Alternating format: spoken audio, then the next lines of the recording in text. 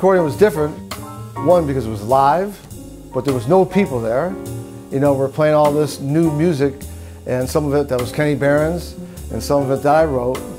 And it was strange times out there. So to be able to leave the strange times before and walk through that door, and it seemed like you're back in paradise.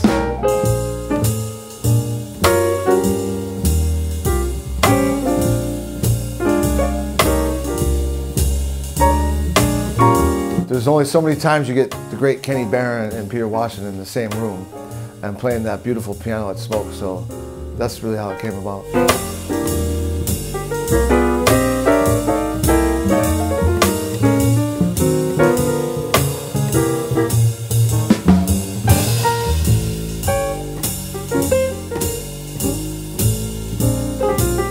Peter Washington I've known since I was in college. I first saw him with the Art Blakey Band in Chicago. So, like Kenny Barron, you know, he's up there in the royalty. He's not old enough to be royal yet, but darn close. Mr. Barron, of course, I've known for many, many years, but only played recently, the first time being my first record, Time to Swing. And wherever he plays is just going to be magical. So that's really my association with him, is by listening to him most of my life.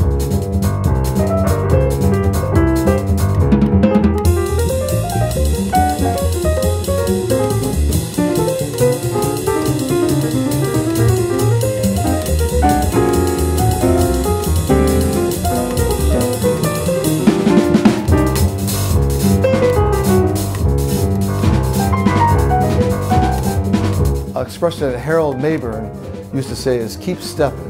It just keeps stepping. So I thought about the feeling I get when I'm walking through like the East Village or West Village, or like up in Harlem. I feel like, oh, Charlie Parker was here, or can you believe that Max Roach used to be here, or Duke Ellington was here, and I feel that. So when I go into a club, I have that responsibility to try to, you know, to keep that tradition alive.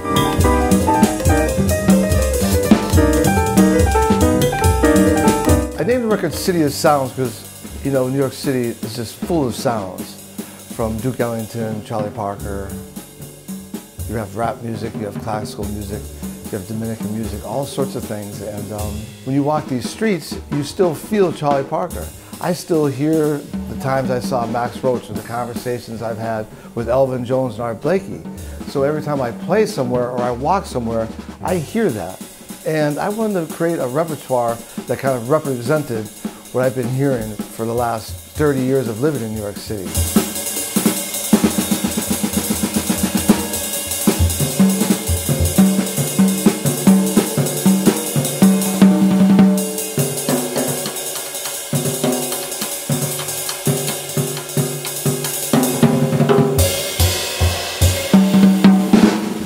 Another one I wrote is a tune called Ojos Cariñosos, Brown Eyes. I went on a Black Lives Matter march that started in Inwood, New York. And as I was walking through the streets, we were powerful. You know, there was lots of anger and lots of energy about change. But at the same time, I saw these brown eyes that was just full of compassion and love.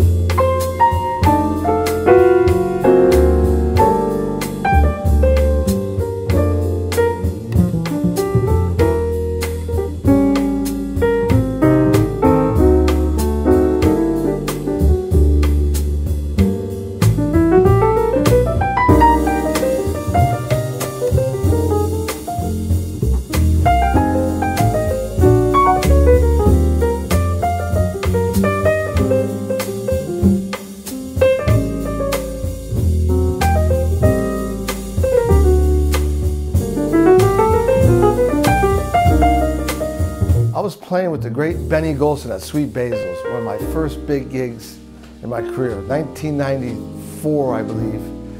And a lot of people were there that week. And Ray Bryant, the great piano player, sat in, and also the great Betty Carter sang the last set. And the first tune she sang was Moonlight Vermont. And these are, you know, these are the sounds that stay with me. So like if I play a ballad today, I always remember how she sang that ballad, and like the drama and the charisma.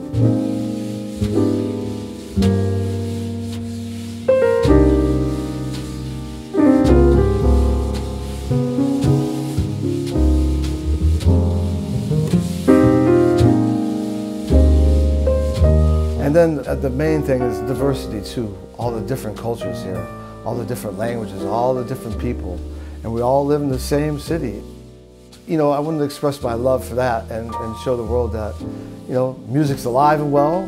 There's lots of great people out there, you know, that keep striving on, keep on keeping on, as Harold says. And to be up there with Kenny Barron and Peter Washington during the pandemic, creating this loving music, representing all the different cultures of New York City, meant the world to me.